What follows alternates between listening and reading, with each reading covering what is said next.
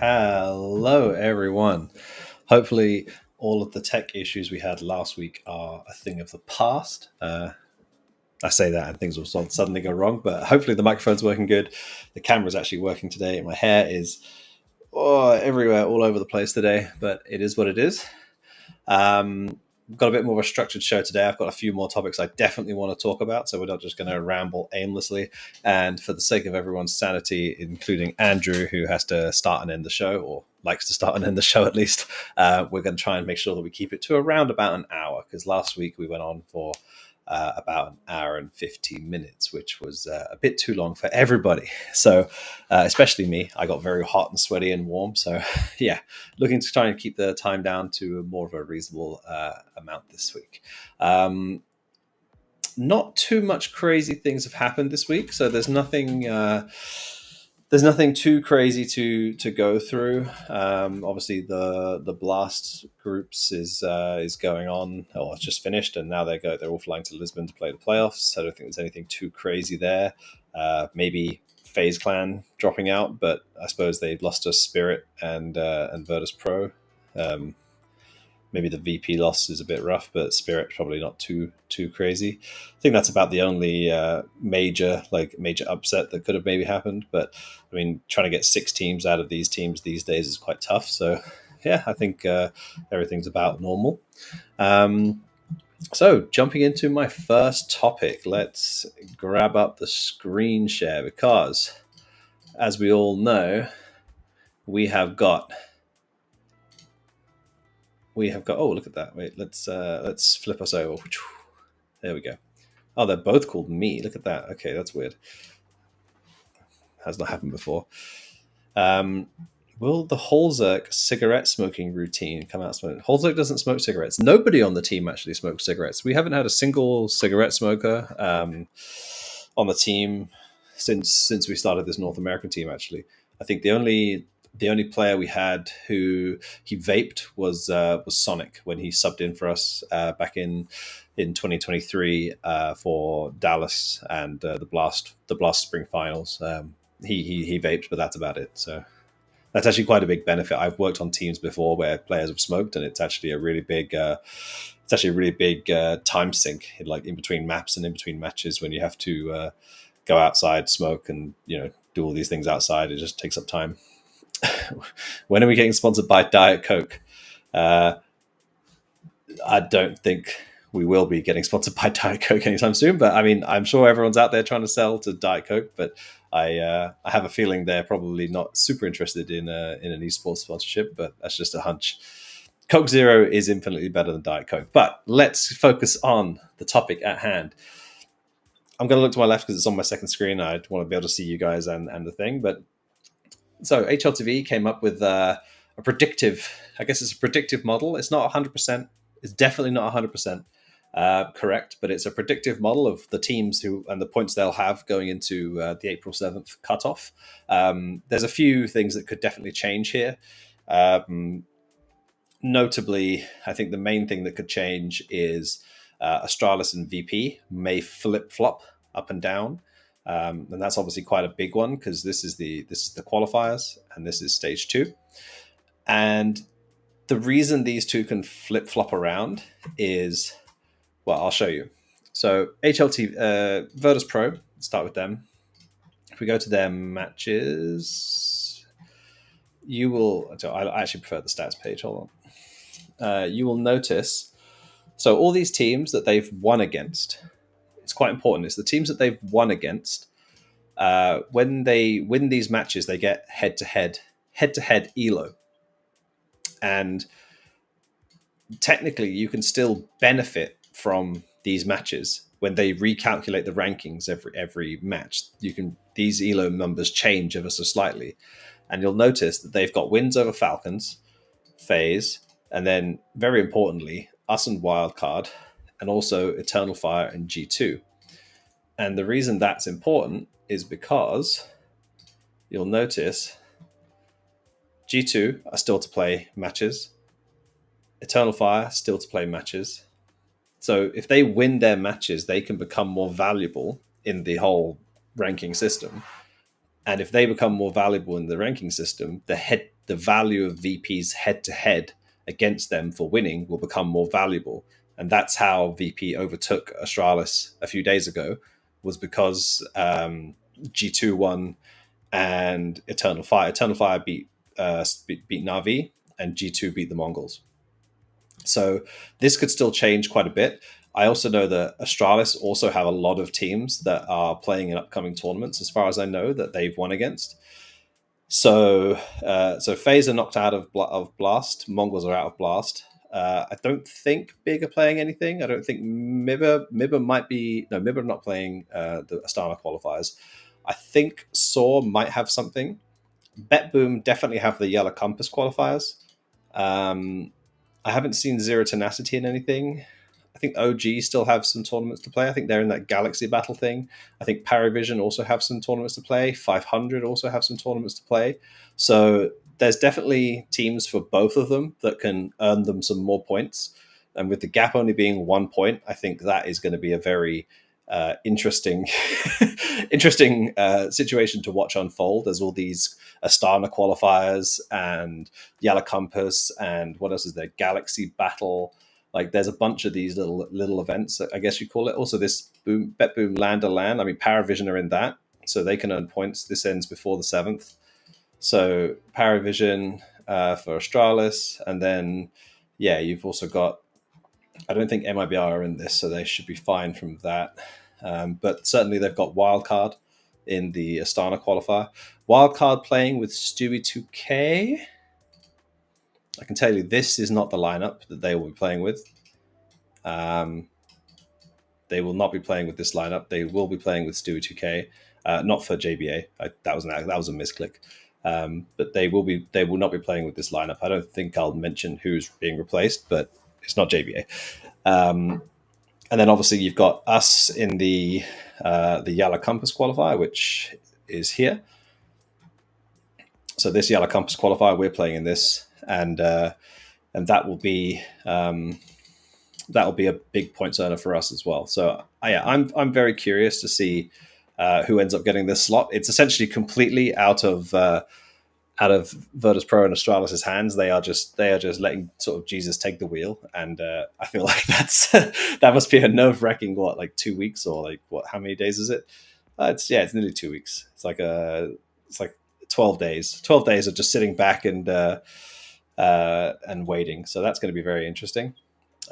Asia is, well, the Mongols have got this wrapped up. There's no way they're not going to be the number 1 seed. This is actually confusing, right? So this is predicting that Rare Atom will overtake FlyQuest. So these are the teams sorted into their regional qualifiers.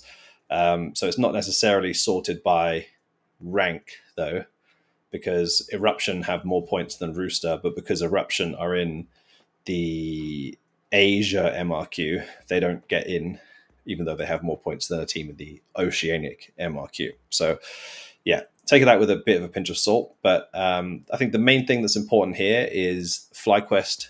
FlyQuest didn't earn enough points to retain the highest ranking within the qualifiers, and that'll be Rare Atom. So there'll be two teams coming from these 4 Chinese teams. So I'd be looking at certainly Rare Atom and Tai Lu, I think, are the 2 quite clear favorites in that. But I know the Lin Vision team can do a bit of damage as well. So 2 teams from these 4, and then 1 team from Oceania and 1 team from the Asia qualifier. So I think the Oceanic qualifier. I mean, Semper Fi have proven they can be pretty decent, and they got heavily boosted by that recent defrag LAN event that was in Australia recently. All these basically gave them 600 points or something stupid. Not 600, 400 points. So they kind of got boosted. Same with Talon as well. They had the same situation where they went to the LAN event. They lost 2 games, but essentially the same thing. So this looks a lot closer than it is, but still domestic matchups and all of them only 1 team qualifying. That's really tough. Elephant in the room, obviously. Atox are ESIC suspended right now, so I don't think they will be allowed to play the qualifier. I don't think they'll be allowed to play, but I mean, there's nothing that says in Valve's rules that they should be banned, but Blast is a partner with ESIC, so Blast can logically exclude them, but they still have to officially announce it. And then I assume that means Eruption will move up into that last spot, which is also by 1 point. Wow. I don't know if there's any more qualifiers in... Eruption and the Mongolians. Yeah, they will go into this one, right? Yeah, they will. So I don't know if there's any... I think they'll go in there anyway, but technically they are only 1 point away. So if there's any more matches they could play, they could move up. And then, of course, the one that we all care about, truthfully, I think this is the one that's going to have the most drama involved in it. for a number of reasons, mostly because it's somewhat unsettled. So yeah, Liquid number one in America's team. That's confirmed. Um, you might see this Asia thing disappear. Don't know, but they'll be the number one America's team no matter what. And they'll be getting the stage 3 invite for Americas. And then, yeah, the three musketeers of Brazilian Counter-Strike, Pain, Fury, Mibba, are all locked in now. There's no way anyone could overtake any of them. So, yeah, congratulations, Pain, Fury, MIBR on your major invitations. I know that's pretty big for a lot of them. They're pretty regular these days. I think the last time any of those three missed out on the major was probably Copenhagen. I think MIBR missed out on Copenhagen. They lost to us in the final qualification game. So I think that's the last time any of those three missed out on the major. So they're pretty regular by this point. And then, yeah, this is the real tough bit. There's no way Energy or below can qualify at this point for the major directly. That's pretty certain, and same for the South America. Like, none of these teams can qualify directly to the major now. Obviously, Wildcard occupy the last slot, and they are predicted to be 9 points ahead of M80, and they both play in the same qualifier, the Astana qualifier coming up. Just so you remember, the last time when we played the Bucharest qualifier and we beat Wildcard in the final, we ended up gaining 60 points from that qualifier, and Wildcard ended up losing 10. So a lot of that was the swing, because we directly beat them. So they lost like 20 points from that. We probably gained like 15 points or something. Like, it was probably quite a big single match swing that caused that deficit. But yeah, it's definitely very close between them, and especially if they're making a roster change where, they're making a roster change, most likely it seems, with Stewie coming in, then yeah, it's going to be a lot harder for them to retain their spot, which is, perhaps cynically why, if they were to get rid of one of these three players, they would then lose this little European thing. They would become a full Americas team, and then they wouldn't have the risk of playing the EU qualifier. So think of that what you will, but it's certainly very convenient if they plan to make a change this late that it works out like that. And obviously, yeah, we here, technically, we still have a shot at qualifying. The gap is 105 points. If we assume that Wildcard and M80 maybe gain like a few points over the course of the qualifier, we are playing Yala Compass, and it's definitely feasible that we can earn 100 plus points. Whether we can overtake both of them, I don't know for sure. It's also possible that both of them bomb out of the qualifier to noobs, teams that don't have much points. They lose like 60 points each, and then obviously it makes it a lot easier for us. But I'm going to assume that they both probably win their groups, make it to playoffs, at which point they'll probably earn some points no matter what. And then they might beat each other. They might lose to Energy or Blue Jays and lose 10, 15, 20 points. Like, I don't know, but we're going to do what we can do to try and qualify. And if we don't make it, then we've had a really good event going into PGL Bucharest. So there's not much for us to really lose. We can only really gain at this point. So yeah, hoping. I can't reveal the team list for Yellow Compass because I think they're announcing it on the 28th. I mean, I suppose technically I shouldn't have even announced we're playing, but I don't care. I think it's fine. So yeah, we're playing the Yellow Compass Close Qualifier. It's got some pretty high value European teams in there, like from like the tier 2 kind of online kind of groups, like the CCT kind of teams. So hopefully we can rack up some value. And yeah, I mean, technically I think we could earn like up to 150 points if we win like all 5 games, and like the seeding works out that we play like the most valuable teams. But I think it's more likely we end up with around about 100, and it'll be quite tight. But we'll do what we can. Just a reminder for everyone, our schedule is to go we're flying to the boot camp tomorrow. The guys based in the US, they're flying to the boot camp tomorrow, and then we start practice on the 29th. We will practice for what, 4 days, 4 days of practice, and then an adjustment to the jet lag, and then we play 2 days of the Yellow Compass qualifier. Then we fly to Bucharest on the 4th, and then we do media on the 5th, and then we play our first matches already on the 6th of April. So yeah, we're in sort of the end of our build up now, and then we will. Play probably play the major qualifier, but I don't think, I don't know. Obviously, the only thing that's a little bit a little bit of a concern is we might suffer from our own success if we make it to the Bucharest playoffs, which, I don't think is unrealistic. I think it would be a good run if we made it to the playoffs.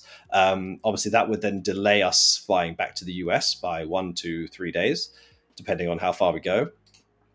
And yeah, I mean, the MRQ starts on the 15th of April. If we made it to the final of Bucharest, we would land in the US on the 14th. So it's not the most ideal situation to actually make it that deep, which is kind of frustrating. But if we make it to the final of Bucharest, I think we'll all be very happy and flying home, feeling good about ourselves. So if we do play the qualifier, I'd like to think we can make it work. But it's never good playing on jet lag. Bonamant, I can tell you. Those are the confirmed teams for the main event, but the closed qualifier hasn't been announced. It's being announced on the 28th at midday, I think. I'll just tell you when it was being announced. It's being announced on the 28th at 12 p.m. CET, so that would be 6 p.m. Central Time, 7 p.m. Eastern for you guys.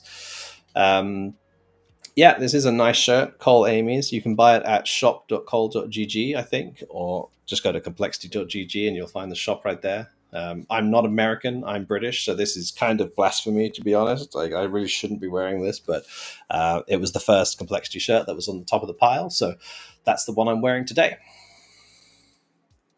Oh, look at that. Complexity USA tee with Mike Grimm Wentz right there. Are they in practice now? Yeah, they're in practice right now, so they're not watching. So we haven't got the guys in the chat this week. This must be, this is their last day of practice today. Who are we playing? Okay, we're playing some good teams. Playing wildcard later as well. That's nice. Cool. So what was next? Let's do an update on the coach while we're here. Let's stop the screen sharing. Hold on. There we go. Stop the screen sharing. Nice. Update on the coach situation. So I think I'm seven interviews deep with different coaches. I think I've got 3 more this week to do. So yeah, getting really into the nitty gritty of it all. Very, very exciting. Lots of good options, I think. Whether they are the right option for us remains to be seen. So yeah, hoping to finish all these kind of first interviews this week, and then go from there. Maybe include JT. Obviously, he's in-game leader, and he'll have a very sort of unique relationship with the coach compared to the other players. So I think it's valuable that he gets to sort of hear how the coach wants to operate, what kind of culture they want to set, how they want to run the team, what kind of influence they want to have. So I think JT will come in with some pretty important viewpoints on things like that. So he'll come in for the second round of interviews. Then hopefully we can lock a coach down in the next few weeks. But as I said, it's not something we are looking to rush into. I think it's more important that we find the right person rather than the first person, or if we feel rushed into getting a person that we're not like 100% happy with. So yeah, it's going to take a little while, but we will get there. I'm actually just double check.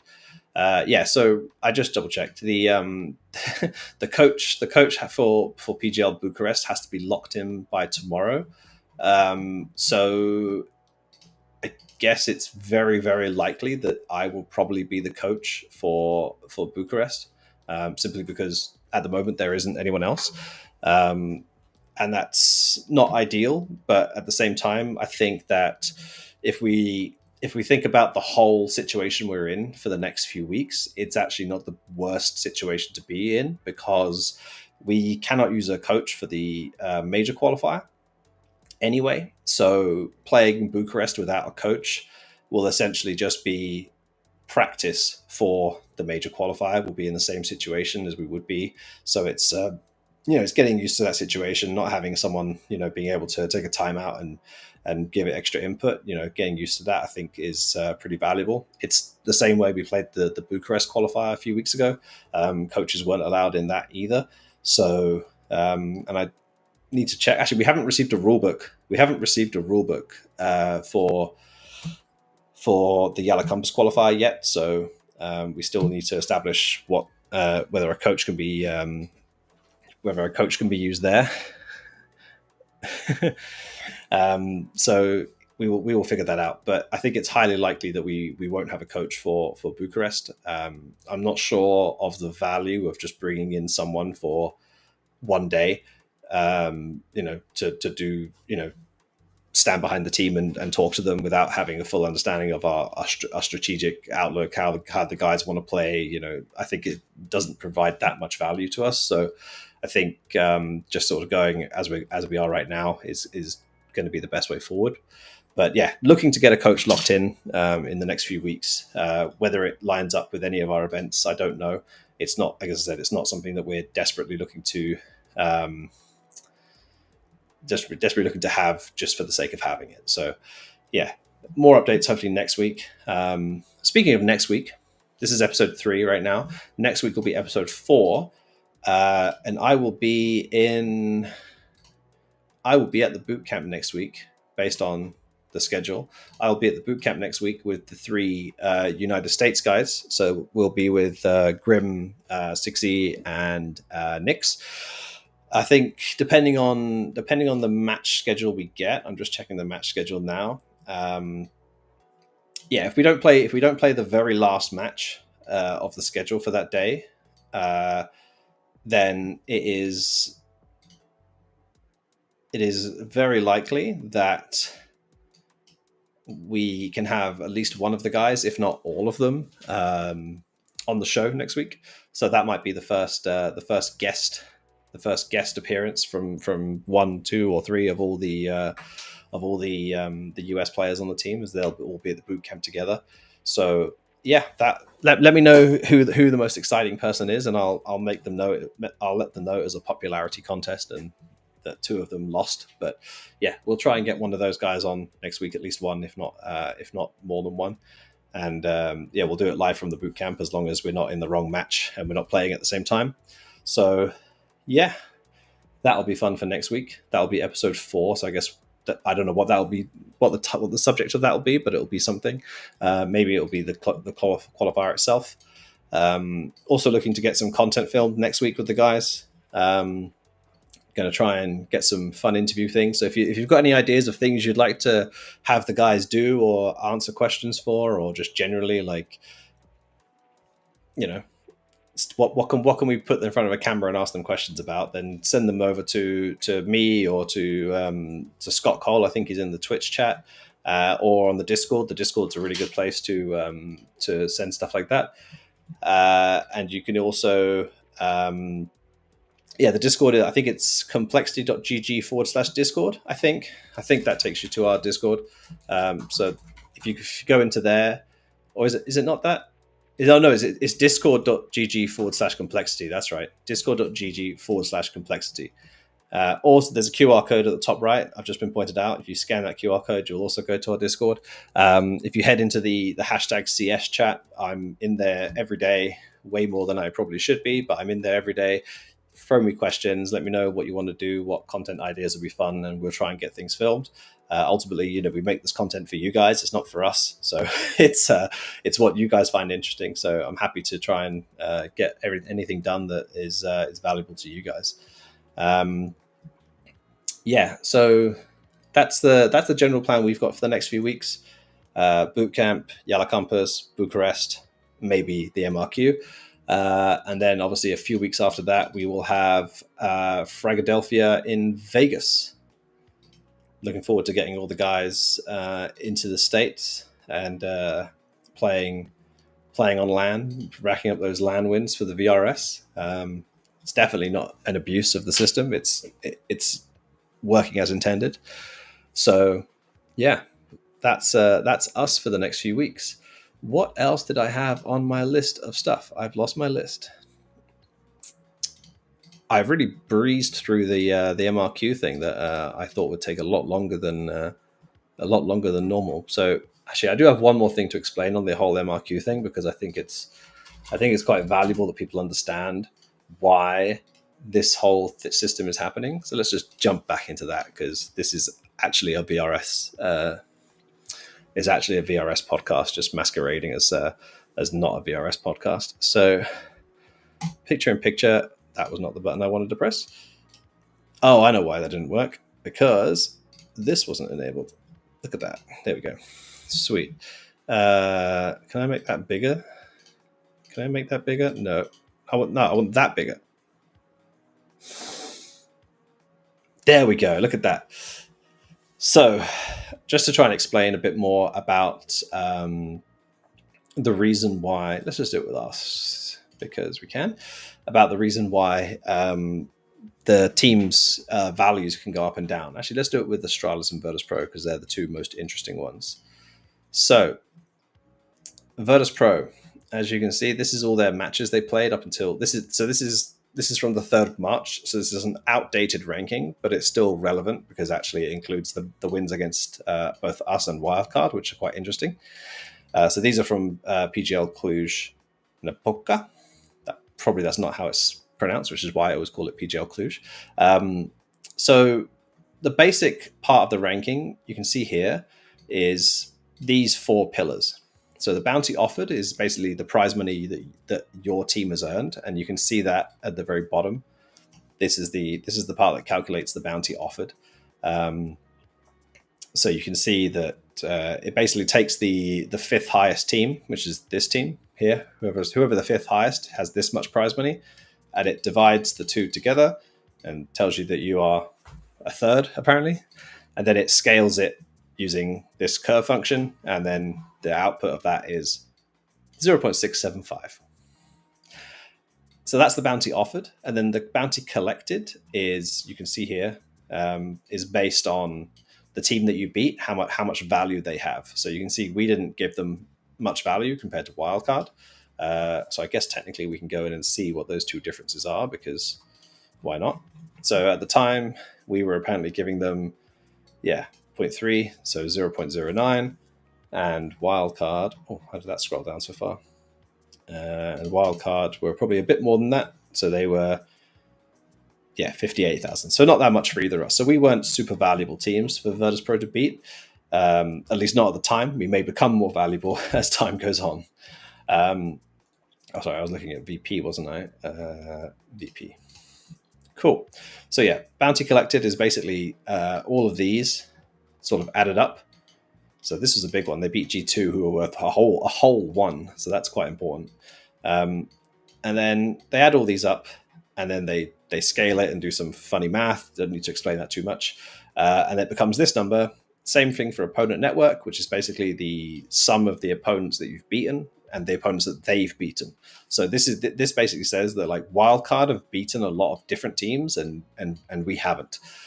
Same with Eternal Fire. They've beaten a lot of different teams, or a lot of teams, and G2. So this calculates up, and then LAN wins we've been through before is just LAN wins. I'm making this a very basic. I know this is a lot more complicated than I'm actually explaining it. So please don't please don't tell me actually it's slightly different. Like, I'm trying to do it very basic for everyone. So these will get added up basically, and these form the sort of the 4 pillars of the initial rank. So you can see here they take the initial average of these, and then they divide it by the best team, which I think for this week was Spirit. So Spirit divided by themselves, and then the team that's number 1 will always have 2,000 points. They will always have 2,000 points. And then after that, the head-to-head gets adjusted. So this head-to-head part gets done after the rest of the ranking. And that's the key part to all of this, especially for the Virtus Pro Astralis situation, is that after every single match happens in the entirety of the VRS, the head-to-head gets redone. So as teams change their bounty collected and their opponent network by playing matches, they may increase their overall rank, which makes them more valuable, brings them closer to the 2000 team. And by doing that, when they then recalculate all of these head-to-heads, some of them may go down, some of them may go up. So, for example, if Wildcard and us make ourselves more valuable than we are today by winning a match, we would increase our opponent network, for example. Then, potentially once the event ends, we would increase our bounty offered and our bounty collected. So the head-to-head is recalculated on old data, essentially, which means that these numbers can change as time progresses. So yeah, that's basically the reason why us and Wildcard in these, so Wildcard in the Astana qualifier and Complexity in the Yala Compass qualifier, if we start racking up wins, then this 2.32 and this 5.09 may become more valuable and may earn VP more points, and that's why they may, bump themselves up in the rankings. So again, that's a very, very basic explanation of how and why this all works. But I think the main thing to keep in mind is that this part is all calculated first. So you get these points and then they add the adjustment. You can see here, the final rank is the starting rank, which is these parts all scaled against the number one team, plus the head-to-head, which in Virtus Pro case is minus the head-to-head, but yeah, plus the head-to-head adjustments. And that's what gives them their final rank. So this part can still be affected by the teams playing matches, even when you yourself as a team are not playing matches. So yeah, obviously, and the other thing to factor in is that obviously the age weight here, you can see things will decay, so things will get less valuable as time goes on. So some of these matches will drop off by the time we play, which could be beneficial to VP based on some of these minuses. But yeah, things will begin to shape themselves out in the next few days. But HLTV's predictor of the rankings is, from what I can tell, pretty accurate. So I would say this is accurate with the caveat that other matches can still affect the teams who are not playing. And that's why things can get quite interesting in the next few days, for sure. I don't think that we can benefit too much because, well, we can benefit a little bit from some things because we have beaten. So I think like the main thing that could benefit us is these guys. So all these guys winning matches. I mean, technically, wildcard winning matches is good for us, even though they're the team we're trying to overtake, which is a bit of a weird situation to be in. Because if they get better, then our value against them gets more valuable. Obviously, fractionally, it's not as much, but fractionally will get better. So, yeah, potentially wildcard winning matches could be good for us if M80 overtake them and we have to overtake M80. But I think the main thing is, like, if these teams do well and start winning matches, then that's good for us, and our ranking could start increasing based on their wins, which is obviously beneficial to us. Imperial would be nice if they had any matches, but I think they're playing in ESL Impact, and the ESL Impact doesn't end until after. I think it ends on the 11th of April, so we won't get any value from them winning any of these matches, unfortunately. And then, yeah, we haven't really got any other wins, unfortunately. Cloud9 are dead. Imperial, I mean, we could still get some value from Imperial. I think Imperial are playing in the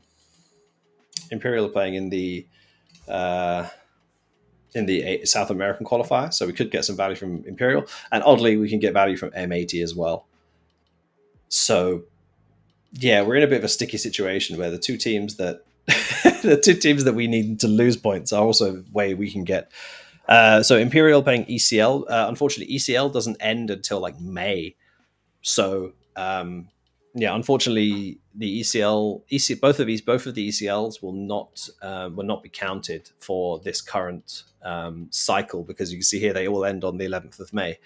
So only events that end before the 7th of April will count.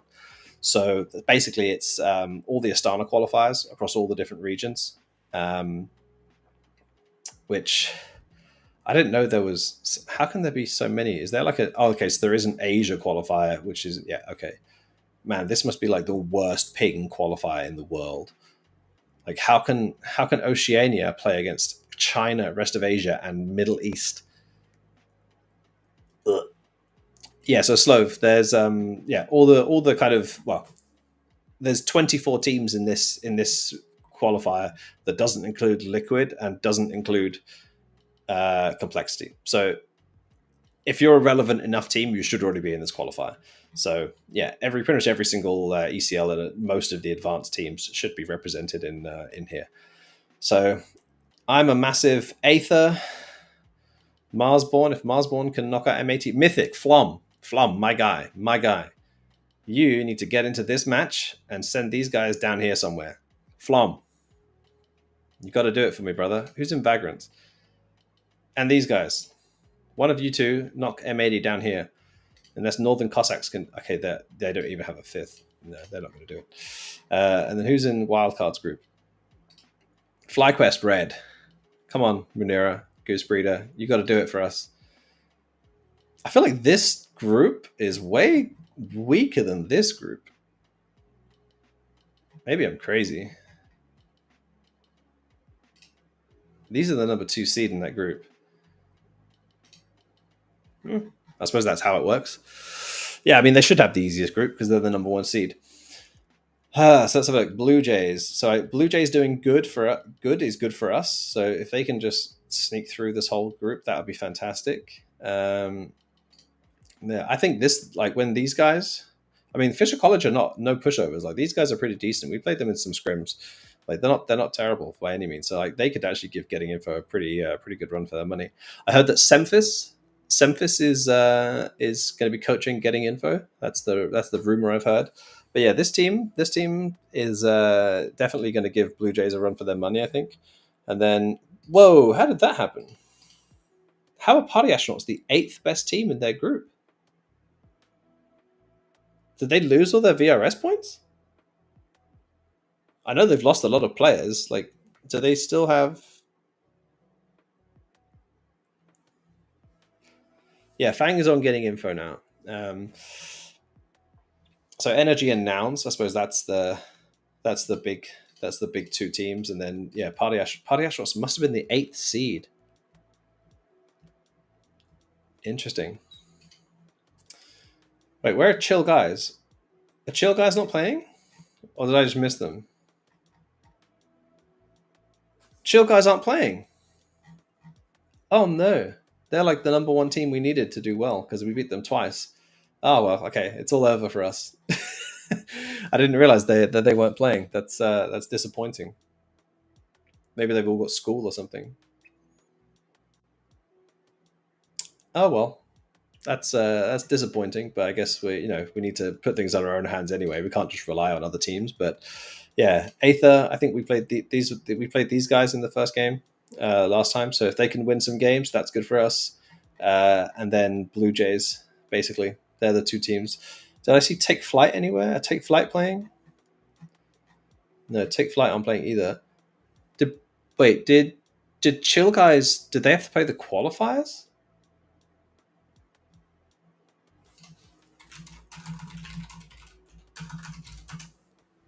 This was based off of the 3rd of March qualifiers. Just a Chill Guys just not on here. Oh, okay. So they didn't get invited, most likely. I'm guessing they just didn't get invited because Super Evil Gang are in the qualifier. Maybe they didn't get invited and they didn't get through the qualifiers. Do we know if they played the qualifiers? I'm just really confused because they were good. Like, who was the last VRS team? Aether? Wait, this mixes teams. Hold on. So Wanted Goons got in. Super Evil Gang got in. Oh, I see. I see. It's because this lists the teams by their HLTV rank. So, like Fisher College have a high HLTV rank, but they still have to go through the qualifier because their Valve rank is not so good. Right. Okay. Yeah, they must have lost in the Open qualifiers, right? I mean, it's possible they didn't, but oh, hold on. I'm getting lost now. Who was the last team who got? So FlyQuest Red got a VRS invite. Aether got a VRS invite. Wanted Goons and Super Evil Gang. I swear that they were like all the teams around. Yeah, so this is Chill Guys. But Chicken Coop. Did Chicken Coop get an invite? Sorry, I'm just going back and forth. Yeah, Chicken Coop got an invite. So they must have declined their invite. Chill Guys must have declined their invite for sure. So I'd love to know why, because they they could have earned us a bunch of points because they were good. They were genuinely playing like good Counter Strike last week, or not last week, a few weeks ago. So, oh yeah, FlyQuest Red are also lower ranked. So yeah, they must have declined their invite. That's it is what it is. We can't control the things out of our own. We can't control the things out of our own sphere of influence, you know. So, yeah, it is what it is. What's this? Minus Stanislaw. Like honestly, we could probably just do a whole show of just reading HLTV forums. Like that would actually be like complete craziness. But we're not going to do that. Let's just jump back into the events that are still happening before the cutoff, just so we can be clear on those.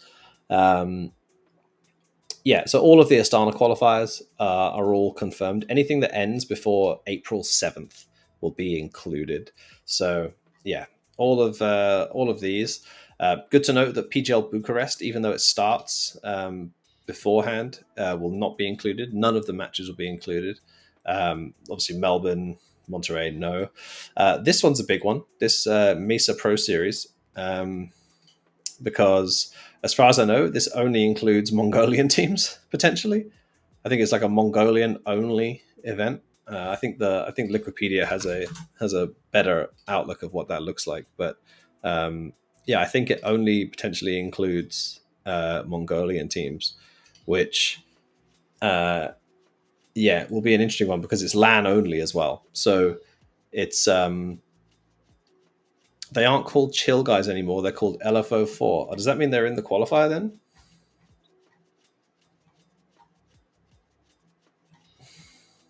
Ah, there they are.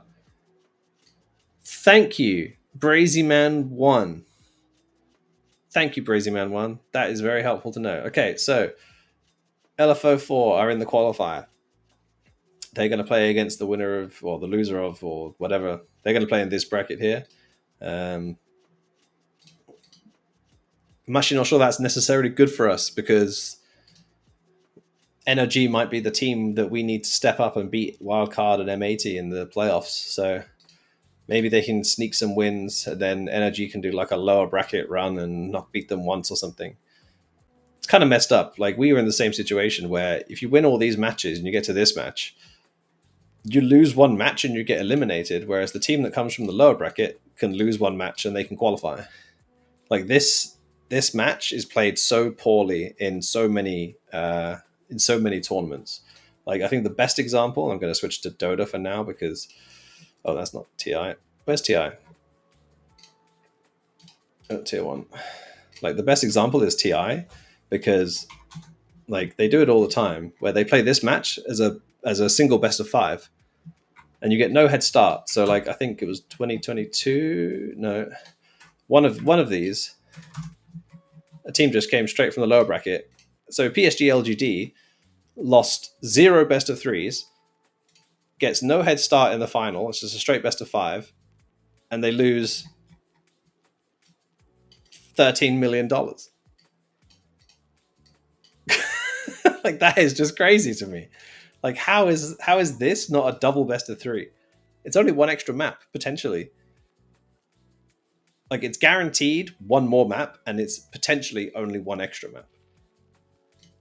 like for $13 million. I mean, I know the money in TI has gone down a lot since this one. I think this was the last big one, but like, yeah, Spirit can lose a best of three and then just still win. Like, I think like that's just crazy to me personally. I know Liquid, I think back in uh 2017, I think it was, Liquid, I think, did the lower bracket run of craziness. So they lost to IG and then just went all the way through the lower bracket and beat Newbie, who, yeah, again, had won all their matches. I mean, Liquid did win their group in fairness, but yeah, they still lost. And then yeah, came back and just 3-0'd Newbie. So Newbie have lost three maps in one series and then just get eliminated and lose out on $7 million, give or take. Anyway, this is not a Dota 2 tournament talk. This is a Valve VRS tournament. So yeah, in an ideal world, LFO would go through to the final, so they would win their one. Actually, no, in an ideal world, they would go down and win 1, 2, 3, 4, and then lose that. Or they could win 1, 2, 3. Okay, they can win 4 matches either way, as long as they. Oh no, they can only win 3 matches here. Otherwise, they'll progress. So I need LFO to lose and then win 4 matches. That would be the best situation for us. I'm really clutching at straws now to try and figure out what the best situation is. But basically, any team that we beat is good. And obviously, I suppose the best situation would just be M80 losing 2 matches before this match and then not getting through to playoffs. And same for wildcard. But I think that's definitely a bit much.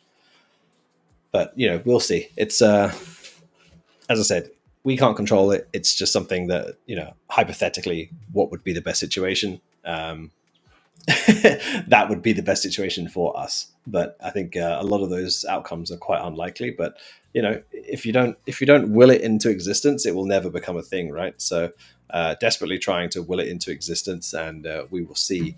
We will see if we can make it happen. But I think that qualifier does it start tomorrow? No, it starts in 2 days. So yeah, so this qualifier will be completely finished by the time we play. Our match. So. Yeah, we will at least know like what we have to achieve by the time we play. And I don't know if you guys know, but HLTV have their little they've taken it down. They've taken it down again. They used to have a little VRS thing. They had it. They put it up. They took it down. They put it up again, and now they've taken it down again. They used to have a little VRS calculator here, which was quite useful. Maybe it's just not on that match. Maybe there's another match that's like more valuable that they put it on. Yeah, here you go. So the VRS forecast. Oh, is it because Wildcard's opponent just like isn't? Yeah, I think it's because they like don't exist. I think it's because they're just like they're so obscure they don't exist. They can't calculate points. So yeah, you can see here like energy plus 9 points minus 21. So like we can track this as the qualifier goes on. Obviously, maybe this one will show it for M80. See, theirs doesn't show it either. So I don't know if it's because there's like not a full roster, so it can't determine what the ranking is. I think that's what it is. I think it's because they don't have a full roster listed. They can't. They do have a full roster here though. I don't know. I don't know why it's not showing for M80 and wildcards games, but yeah, it will do for the later games at least. And it's clearly kind of working because it is showing for this game. So, yeah, we will track that through the qualifier and see how everyone's doing. So you can see even like this is their current points. This is the amount of points they'll get, and then obviously what they'll lose and everything else. So we will see. And yeah, hopefully it might be also because they don't have VRS points, but technically every roster has 400 points. Like the minimum a team starts with is 400. So if they've never played a match, they'll have 400 as a baseline, but they won't have any value in bounty collected, bounty offered, or opponent network or land wins. So they'll just be like a flat 400, and they're worth nothing basically in terms of. Well, if you beat them, you get head-to-head points, I guess. But technically, they're worth nothing to beat because they'll have no value to give you. So it might just be.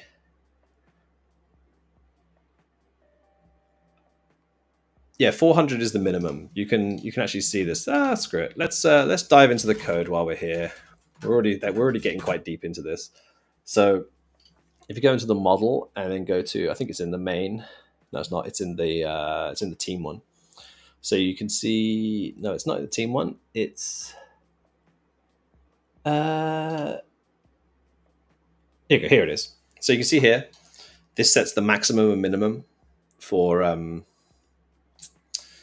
for like the initial team. So the lowest ranked team will always have 400, and the highest ranked team will always have 2,000. Like those are set. So if you remember when I showed you Team Spirit, they can't get Spirit in the Americas ranking, can I?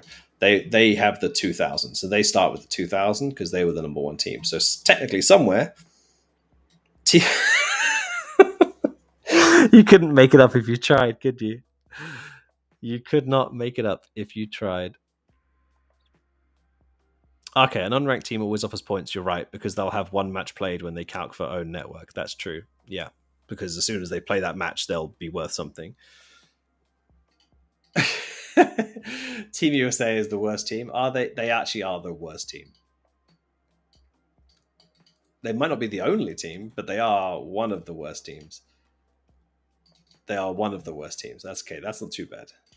How many teams are on? Okay, these guys have got 402 points. So yeah, Galleries Academy and Team USA. That's I hope we're never down here.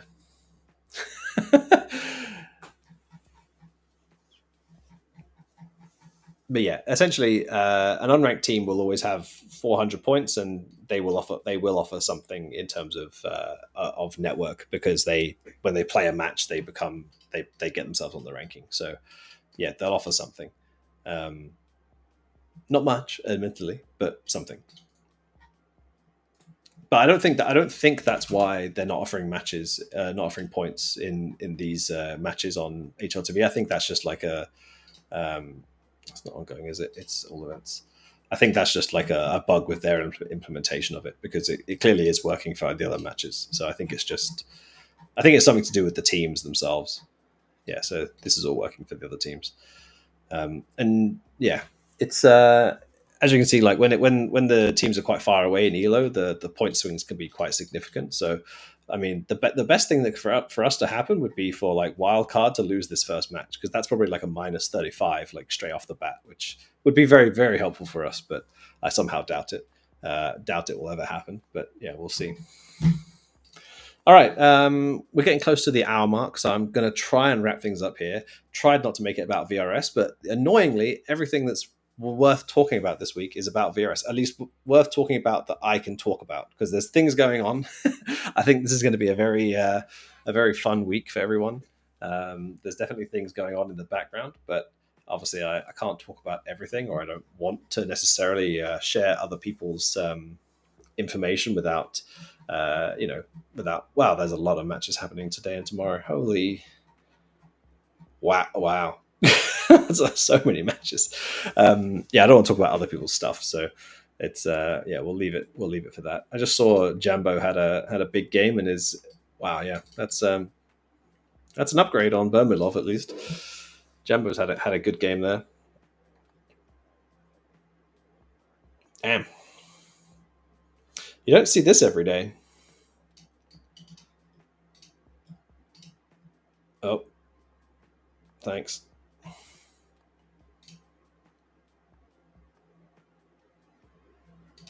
He's going pretty hard as an entry as well.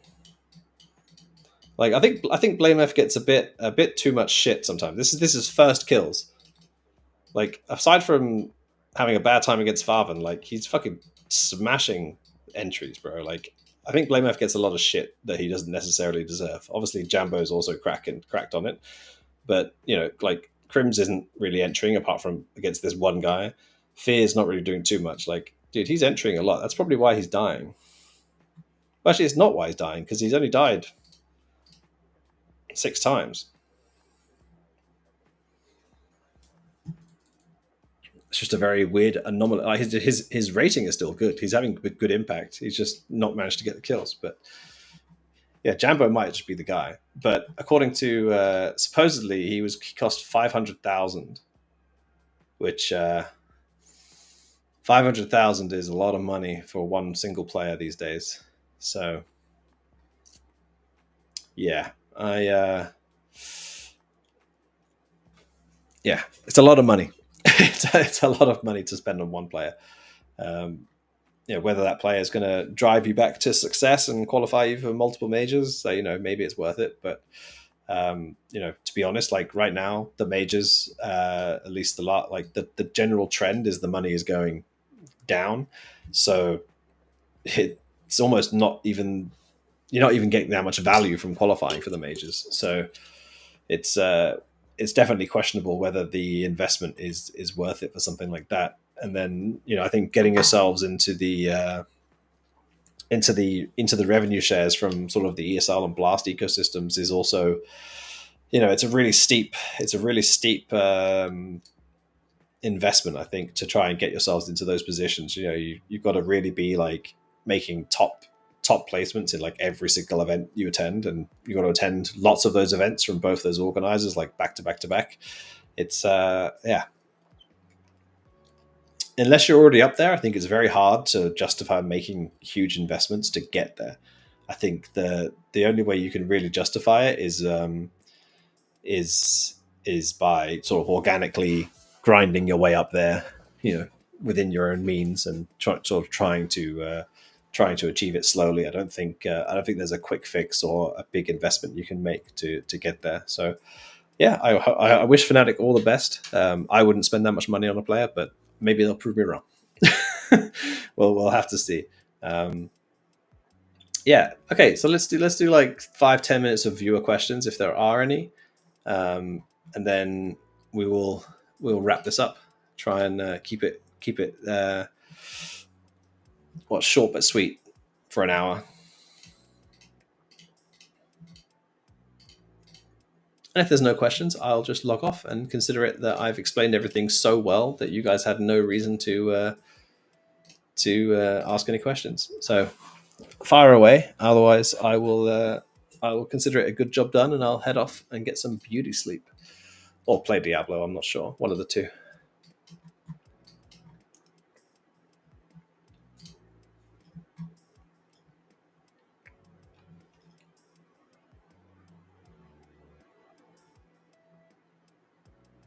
Alrighty. Well, I wasn't here to the 45-minute mark. I got nothing.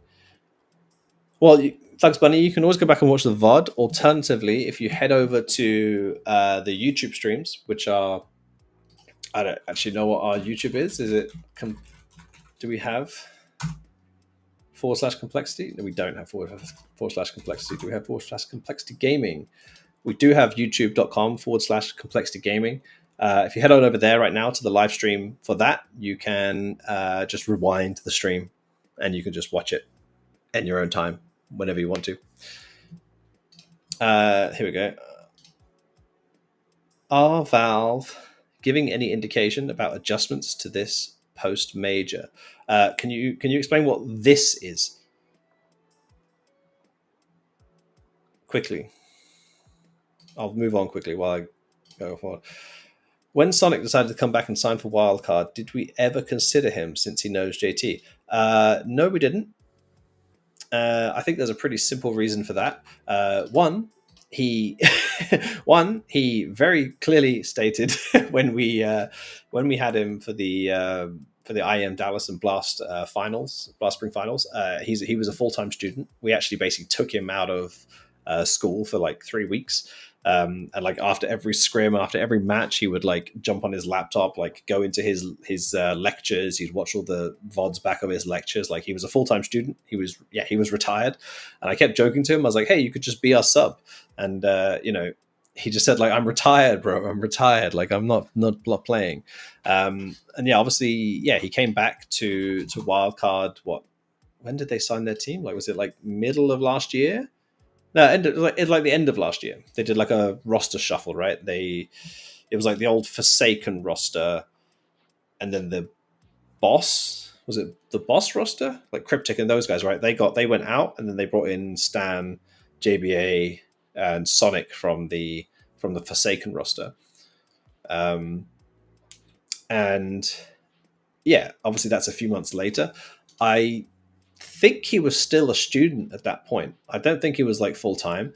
Um, but I mean, at that time, that was in 2023. Remember, 2023, November 10th, he joined. What were we doing in November 2023? We just come second at Sydney, and we just come top four at Blastful Finals. I don't think that roster changes were necessarily the first thing on our mind at that point. So that's probably the main reason why we wouldn't have signed him. Um, and obviously, he was retired as far as we were concerned. He ended up moving to Canada, I think, due to a family relocation. I think one of his parents got a job in Canada, and that obviously brought him back to the NA scene. And yeah, he was able to keep playing, so it's really cool. And we love Aaron. He's a really fun guy. I travelled back from Cluj with him and Johnny for a little bit, and yeah, he's a nice guy. He's always a friend of the team. But yeah, I think at the time that he rejoined Wildcard and sort of said like he was going to try and play in a more sort of professional way again, it definitely wasn't the time that we were looking at making any changes. Obviously, we'd sort of barely only just gone started with the Liège at that point. And as I said, top two at Sydney, top four at Blast, or we were about to make top four at Blast. I think he must have joined in between the Sydney and the Blast events. So we were sort of at the peak of our powers, I guess you could say, at that point. So I don't think it was the first thing on our mind to bring in another player. All right, so Shock, you've said that are Valve going to make any indications about adjustments to this post major? And you said the VRS system. The simple answer is Valve typically don't give any indications. They certainly don't give it to teams because that would be a pretty significant conflict of interest on their part. I know that they've spoken to some TOs, and TOs constantly are sort of feeding them, ideas and things that they'd like to see and things that would align better across the ecosystem. And there's definitely a lot of room for improvement. And I think the biggest thing for me right now is I'll give this is the one thing that I would improve straight away just for myself is right now there's a lot of differences between the third party events, so like the ESL, the Blast, the PGL, those events, and the majors, because they essentially have different rules, even though they are within the same ecosystem and they are, the third party events qualify you to the majors.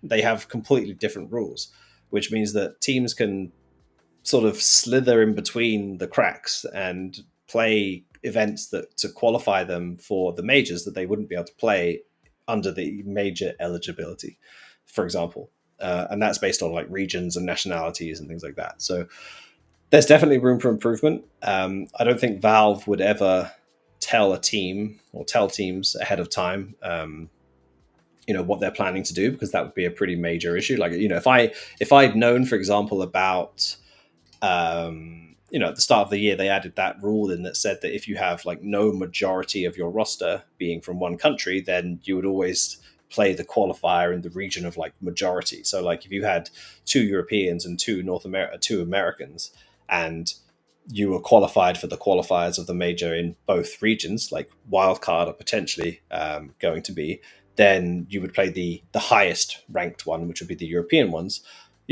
You could make an argument that like, oh, if I go into the winter break, knowing that was coming in, then obviously I wouldn't get a European player, right? That wasn't the plan anyway. It just worked out. But we did consider it at one point, getting another European player and being like a 2-2-1 team. But we chose not to. And then obviously afterwards found out that would have been a pretty significant issue. For example, like right now, we would have been playing the European qualifiers if we didn't qualify directly to the major, which is obviously a significantly harder task. So, there's definitely integrity issues that could come about with that. So, yeah, they don't typically give information like that. All right, haven't seen any more questions so far. Actually, I've got a question for Mischief CS because I'm going to call you out, Finn. Finn, in like 3 weeks, Finn, do you want to come on and be on the show and have a real VRS breakdown show? I'm going to see if he answers.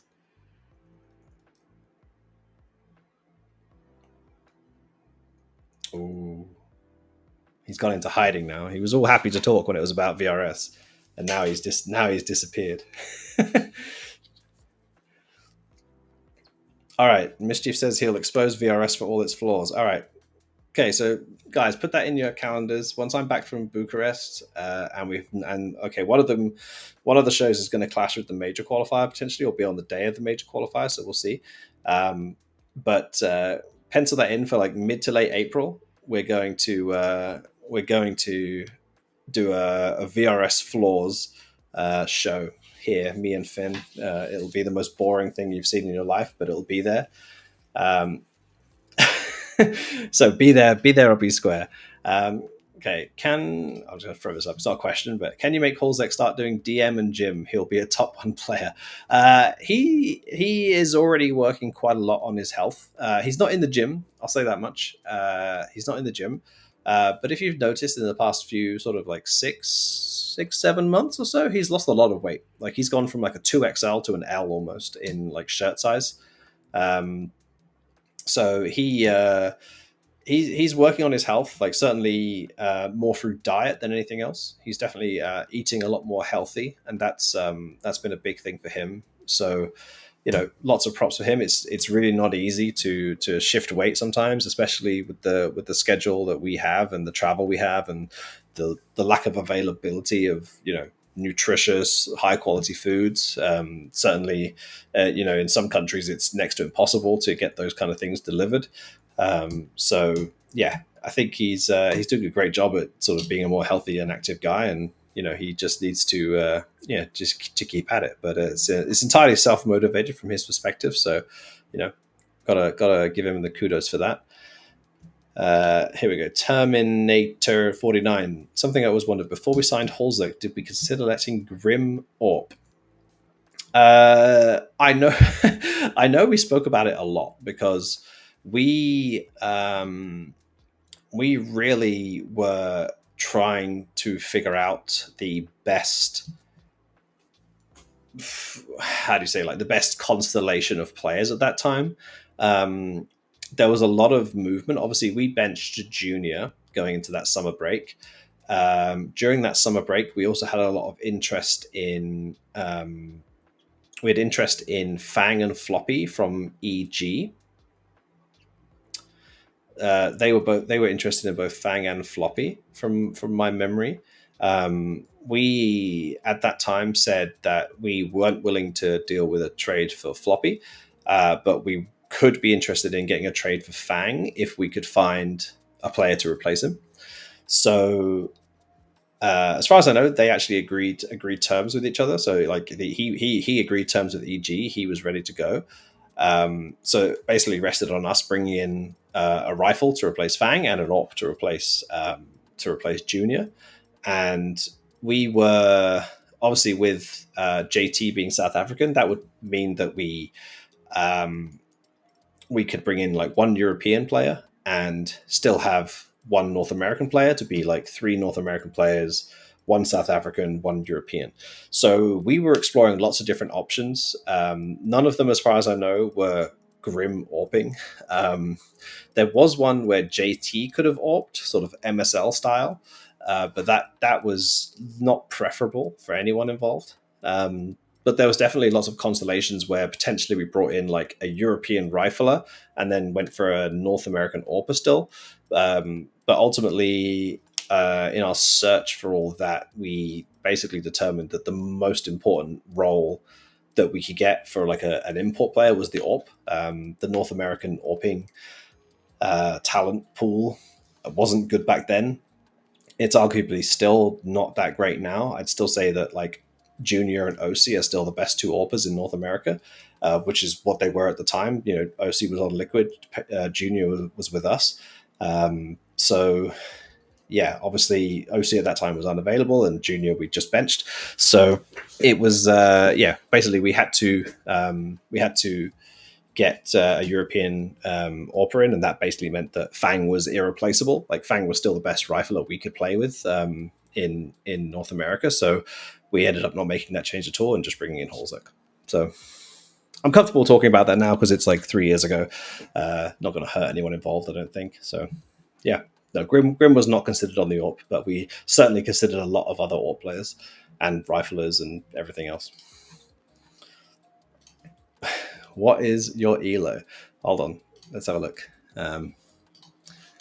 One sec. Here we go. What is my elo? Let's have a look. I'm 2149 right now. Oh man, this game, I had an absolute insane game. Like, just look at that carry, boys. Three quads, four triples. This was the game of my life. I have never played a game like this in my life. Yeah, I'm 2149 right now. I was higher. Everyone says, "Oh, I was higher." Right? I'm going to show you. So I had the craziest win streak of my life. Like, this was just insane. And then, oh my god. Look at this loss streak, man. This was so bad. I'm not flexing anything showing this. This was like the worst week of my life, I swear. Like, I got to 2335. That's definitely my peak elo. I've never been higher than that. I know that for sure. That's definitely my peak elo. But this, man, this was tragic. I did not duo with Floppy that week. Do you know who I was duoing with actually this week? I was duoing with. Uh, no, I don't know if he'll show up here. I actually don't know if he'll show. Yeah, this guy, Glute Clapper. I was duoing with this guy for a few days. This is MacMate, the commentator. We just randomly played in a game. So we ended up just duoing for a bit, and we lost like every single game, I think. So I'm not playing with him again. That was the end of that. What extensions adds 800 to all your elo values? Bro, that's trolling, bro. Like, that's not nice. Come on. That was my actual elo. All right, let's have a look. Is top 15 a goal for complexity in 2025? I mean, it certainly would be nice. It definitely would be nice. I mean, if I'm looking at the teams that are in the top 15, like right now, or like fighting for the top 15, it's MIBR, Pain, Furia, 3D Max, Gamer Legion.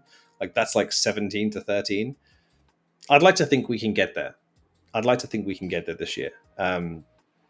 It's going to take a little while to get back there. You know, it's not going to be easy. First of all, we've got to qualify for events. Then we've got to win matches at the events, which is not, both of those are actually no easy feat in North America. You know, we have very limited opportunities. We can't just play CCT events to just grind our way back up the rankings. So, we really are dependent on either performing at events and then earning invites to next events, or qualifying for events and then performing at events. So that's why it's really not easy for North American teams. But I'd like to think that once we get back up onto that ladder, we can sustain there and stay there. But I think it's not easy to get from where we are to that level. Mostly due to the lack of opportunities. If we could play a LAN event every 3 weeks guaranteed, and then I think we'd get there. But if we just mess up one qualifier, like 2 maps in one qualifier, and all of a sudden that's your season over for 3 months. So I'd like to think we can do it, especially like if we can end this season on a decently positive. If we can do well at Bucharest, if we can qualify for the major and win a few games there, try and get through a few stages, then we can set ourselves up for the next season, get some invites, and hopefully go from there. So I'd like to think by the end of 2025 we can make it to the top 15. Yeah. Let's have a look. Where are we? I think I saw some other questions. Hold on. Here we go.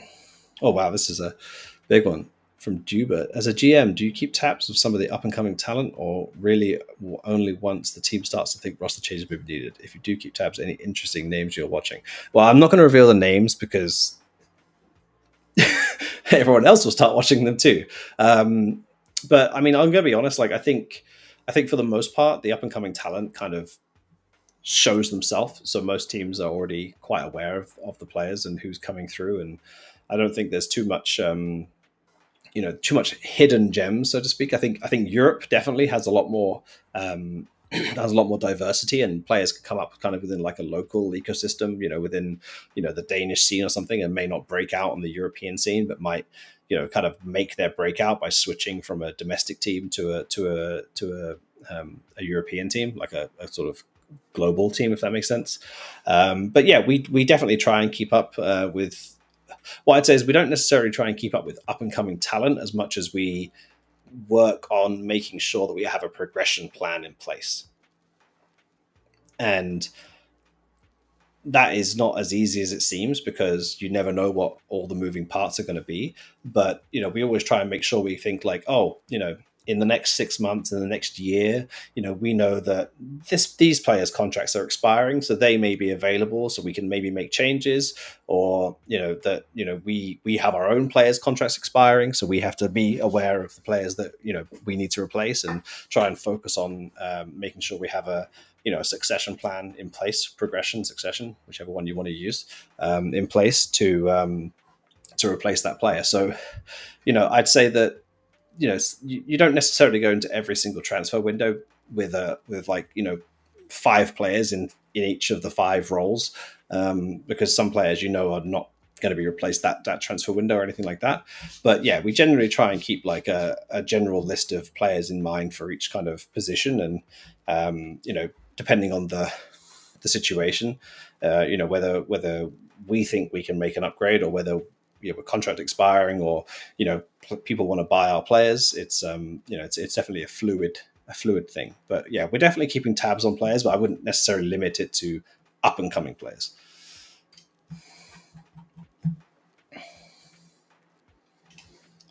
So look, what is the worst thing about being a GM besides all the travel time? It's watching the team and knowing you can do nothing about the result. Obviously, you can affect the before the game, but once the game starts, like you're just an innocent bystander, just watching the game and hoping and praying. And I think the worst thing about being a GM is like watching something unfold that was in the prep. So like like, oh, we saw that in the prep, or we prepared for this, and then watching it all go wrong. I think that actually might be the worst thing, because like, oh, we did the hard bit, we found out the information, and then watching it blow up in front of your face is tough. But I think it's always easy to look at the game and be like, oh, why are we doing that? Why did that happen? And you forget that there's 5 other guys on the other side of the server, like trying to cause chaos and trying to blow up your own plan. So it's it's very easy just to be like, oh man, we fucking sucked, but actually the other guys are trying to make you suck, right?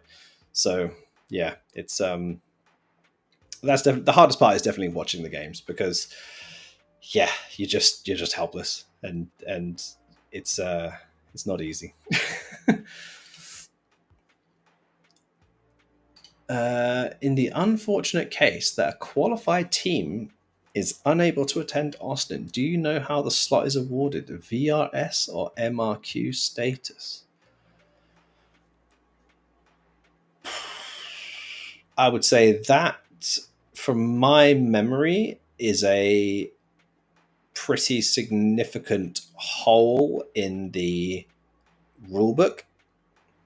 The last time this happened was 9 Pandas for Copenhagen, right? They didn't get their visas, the Russian guys, so they got replaced by Gamer Legion, which is the team they beat in the last chance qualifier of the European qualifier. So if you go on the precedent set there, it would be the qualifier team, but that was also when every single team qualified. So now there's invites and qualifications. There is potentially a hole there. I would like to think they would preserve the natural qualification system. So they would take the next highest team um, from the qualifiers, because those are the teams that had qualified prior to. Um, yeah, they were invited to the RMRs, but I don't remember a team not being able to attend the RMRs. I only remember like a team not going to the major specifically. So yeah, I'm gonna hope and pray that they would preserve the qualification system, so they would take the teams that made it to the MRQ and take the next, like, play a playoff match, or maybe like take the next two teams from the MRQ, sort them via VRS ranking or something like that. Like have some kind of determiner that separates them. But yeah, the honest answer is I don't know what they would do. So that's an interesting question. Hopefully it doesn't have to happen. I have a feeling you might be onto something, um, based on our current experience with visas and what we've been hearing from our visa lawyers and stuff like that. Like the times for getting a visa has been um, massively increased under the new American government, who are very strict on immigration. So yeah, I think if you're a team that hasn't already applied for your visa like 3 months ago, I think you're in for a bit of a bad time. Yeah. Any thoughts on ESL's approach to teams going from Astana to Dallas violates Valve's operating requirements? It seems like they aren't allowed to punish teams for not being there on days they didn't originally announce as part of the tournament media day. I mean, I'd have to go back and check all the dates that they initially added. From memory, I'm pretty sure that Valve didn't update to the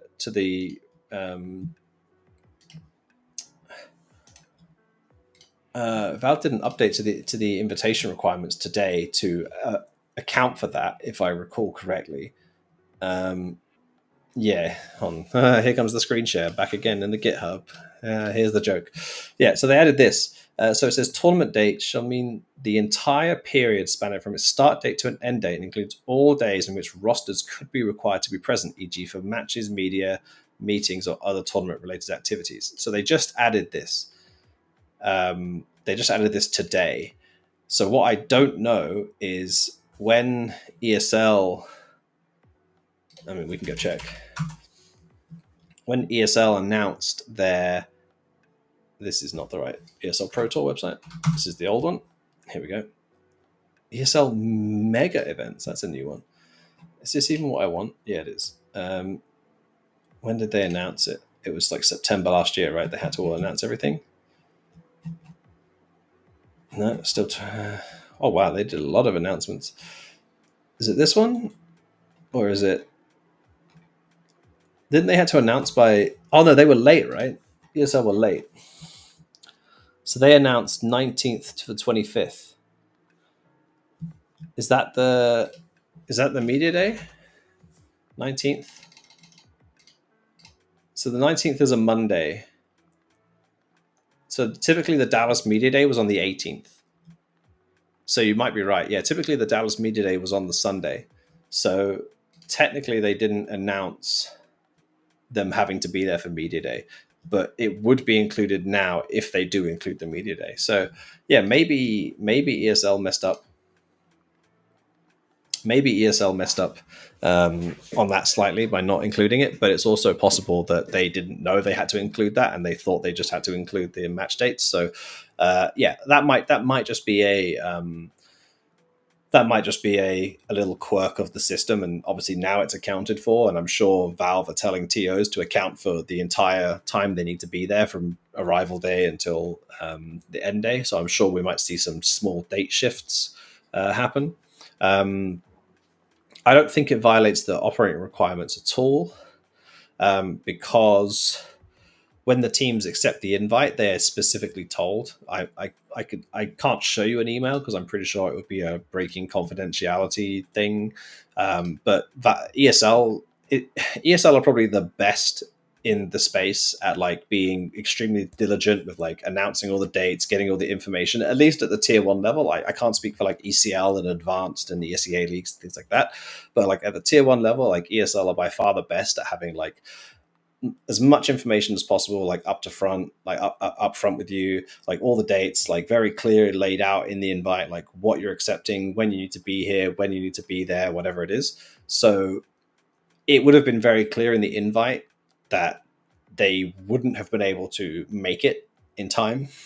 And I don't think that ESL are to blame for any of this issue. The only thing I will say is that I do think that ESL giving in to the teams and allowing them to miss the media day, and this is unrelated to the Valve stuff, but allowing them to miss the media day and allowing them to stay in the tournament, which I suppose is related because you would be disqualifying them from a VRS tournament, in my opinion, is setting a bad precedent that teams can now just force those changes, and basically force TOs to allow them to arrive late, and they just get a punishment. And the punishment is like $5,000 or something or whatever it is, but that doesn't matter because it won't affect their VRS. They just lose the money, but they still get to attend multiple events. So, oh, apparently, hold on, here we go.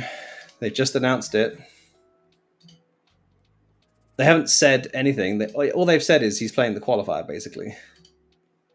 I don't get it. Hold on. Sup, bitch. That's all we got. So let's deep dive into this. PGL Astana 2025. He's here, Stewie 2K. So is he only playing the qualifier? I have a feeling he's only playing the qualifier. Like, if I'm going to be very, very, very, very, very, very, very, very cynical here, what this will do if it's, I mean, they haven't announced who is replacing, but I can pretty much guarantee that it'll be one of these three here. It'll be one of these three. I don't know who it is, but it will be one of these three. And if it's one of these three guys and they play the Astana qualifier,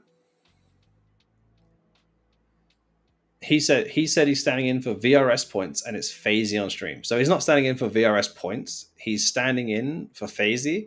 So they remove this European thing, right? Because right now, if Wildcard dropped to where M80 are in the rankings, they would have to go play the European qualifier for the major, which obviously they don't want to do. Obviously, they don't want to do that. So they're adding Stewie 2K to play for FaZe, apparently, which lines up with what I already knew. And what that will basically do is turn them into a, rather than them being a 2-2-1 team, they'll be a 3-1-1 team.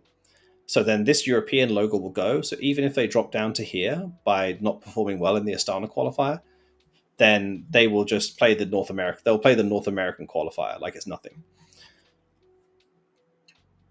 I don't personally think you should be able to change your region on the very last match of the day to avoid playing the European qualifier. But I also understand that flying in some random European to play the Astana qualifier is, also not easy, but, it is what it is at the end of the day. We'll see how it all plays out. I don't know if it's it looks like it's a one-time thing because they've just put the Astana thing on it, but yeah, we will have to see. Sorry, someone tagged me in it so I can go back and look at it quickly. Yeah, I mean, it seems like it's just for the Astana thing. There's so much Astana branding. They even put the logo in there. I would guess this is just for Astana. It will revert their team back to being a North American team, and then they don't have the risk of playing the... Oh, no, don't look that up. Shouldn't click notifications. Yeah, it will offload the risk of them having to play the European qualifier, and then I wouldn't be surprised. I wouldn't be surprised if you see FaZe straight back in afterwards. No, so the way the ranking works is it will take the very last roster that you played with. So who made a roster change somewhere around here? Party Astronauts probably made some roster changes, didn't they? Let's have a look. No roster change. Oh, is this before they blew up? They had peeping here. So basically, like, if they'd taken the ranking on this day, so this is the 23rd of the 11th. If they'd taken the ranking on this day, then the roster would have been this roster. And then the next day, if they then played with Viz instead of peeping, the roster would have been this roster. So yeah, essentially, it's whatever the last roster you played with is the roster that will be ranked on the website. So like same thing for us. Like, where is it? Here. So like when we played our last game with the old roster, this was our roster. As soon as we played with the new team, this was the roster that could accept invites. So even though like Elite and Floppy were fully part of our core, as soon as they aren't playing, it switches straight away to the new roster. So yeah, essentially, as soon as Wildcard play their first match in Astana, they will drop the European tag. As soon as FaZe doesn't play and they play with a North American player, you will drop the European tag immediately, and they will just be an America's team, and then that allows them to essentially have no jeopardy. So even if they don't win the Astana qualifier and don't retain their 5th slot, they won't drop to the European qualifier. Which, yeah, I have some thoughts, but I don't really want to share them. I think it's a bit messed up, but just to be completely clear, Wildcard would not be breaking the rules by doing that. They would not be breaking the rules by doing that. If that was their intention, if that's intentional, if they've done this purely to game the system, they would not be breaking the rules. Just to be clear. So there's not much we can really say about it other than that. It's cool to see Stewie back. He promised us he would be back last year. He's taken his time, but he promised he's back at least. That's cool. I like Stewie. I think he's a fun guy. So it'd be fun to see him play this week. Just for clarity, we have scrimmed them already this week, so he's already been playing. So that's why I knew who he was replacing. I just didn't know if I could say it. But yeah, Wildcard not breaking any rules if they replace FaZe with Stewie and get themselves out of the European qualifier. But yeah, it's definitely questionable if you make a sub for one match essentially to change your region right before the major invitations go out. I think that's a bit fucked up. But it's not outside the rules, so it is what it is. Come on, HLTV, you're slow. Where's your announcement? Right. I don't think I've seen. I mean, so hold on. So Brazy Man, M80 did do that when they used Keto. They did switch. They were North American for quite a while, actually. That's actually what messed them up with what was it? M80 missed the qualification for Dallas, Blast, Rising, and Bucharest, I think it was, because I'm gonna load up the GitHub again. I might as well just keep this thing open at this point. You'll see here M80 here, Keto, Sin, Slacks are actually on the European ranking at this point in time because they played with Keto in July when Rek broke his leg and he didn't travel to Europe, so they played that Blast Bounty with Keto, which was just these matches here. This was actually just this match here. They played one match with Keto, lost it, switched their region to Yeah, I completely agree, Breezy Man. I don't know why they used a European player instead of an NA player. I know that they were fully aware this would happen. Like I was asked the question by someone related to the team or within the team, like, will this change our ranking? And I said, yes, it will. And you will not be eligible for any invites in the North American if you don't reset it by the time it comes back in February. They knew it would happen. But what that actually meant that they had to do. There's no record of the Dallas qualifier, I don't think. But if you look here, they oh my god, that's horrible. This is why I prefer the stats page. They actually had to go and play. Is this the? This is the closed qualifier. Okay, so they didn't show the open qualifier on on the on HLTV, but they actually had to go and play the open qualifier for this event, this Ace North American Masters thing. They actually had to go and play the 2020 this one. No, where am I? I say I do prefer Liquipedia for these kind of things.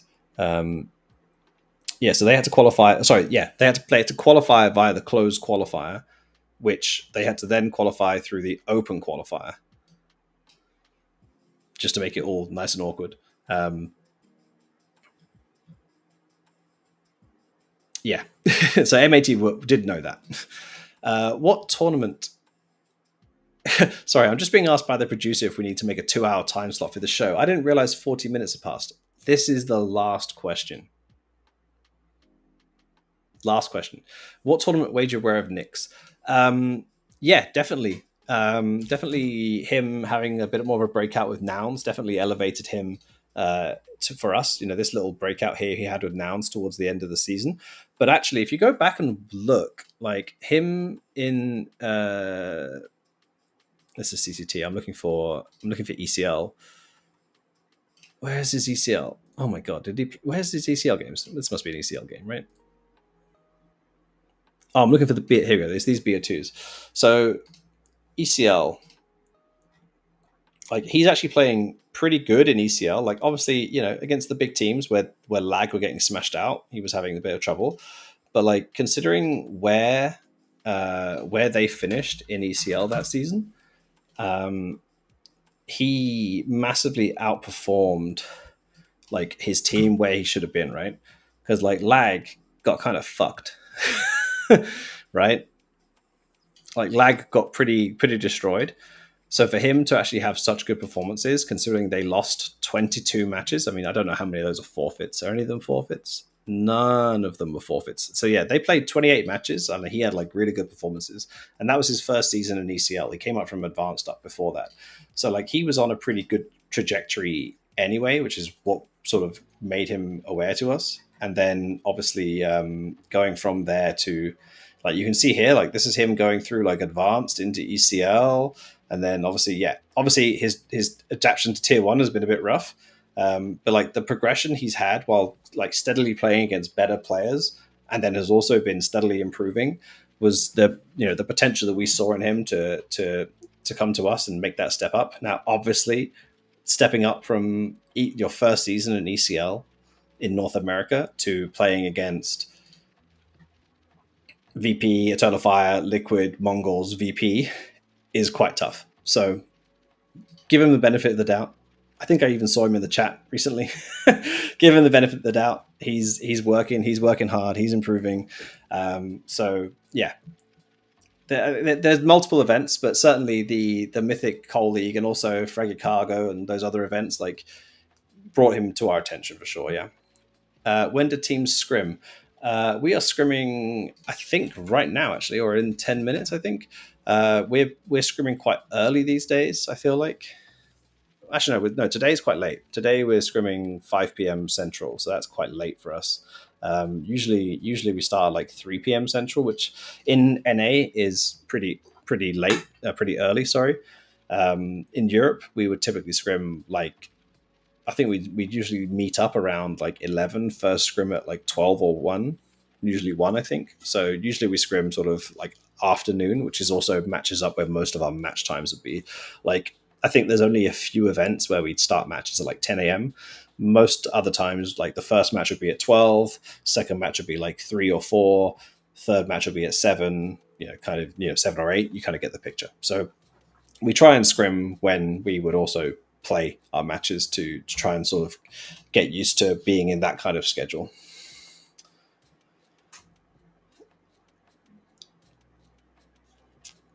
Right. I am done with questions now because I've gone on for too long. It's been 45 minutes extra. That's this show done for the day. We'll come back next week. As I said, I'm going to try and get either Nick, Danny, or Mike, so Grim, Sixty, or Nix, onto the show next week. Maybe more than one of them, and we'll try and set up like a little show with everyone else involved, because we'll be together on the boot camp. Otherwise, good evening, complexity guest. The store is now closed. I think that's Scott telling me that I need to leave. So yeah, we'll come back next week with the other guys and hopefully do a fun show. I don't know what we'll talk about, but probably we'll talk about something. And yeah, I guess the next thing for us to recap will be the Astana qualifier for sure. We can talk about the Astana qualifier. Obviously, we can talk about our prospects going into Yellow Compass. We would have already played at least 2, maybe 3 matches in Yellow Compass by that point. So, we'll have a very good idea of how we're doing and whether we stand a chance at qualifying for the major directly or not. If not, we will just be hopefully playing some good games in Yellow Compass and preparing nicely for PGL Bucharest, which will be the week afterwards. So, yeah, hope you all had a good time. I imagine we will talk about the VRS at some point. I'll get the GitHub ready. And yeah, have a great time. We'll see you next week. Don't forget to join the Discord. It is discord.gg/complexity. Head over to the shop and buy yourself some lovely patriotic American merch, despite being British. That's how I roll. And have a good evening. I guess it's evening for you guys. Was it 11 o'clock for me? Yeah, probably close to evening for you guys as well. 6 hours. Enjoy your afternoons. Spend some time with your loved ones, and have a wonderful time. Good night.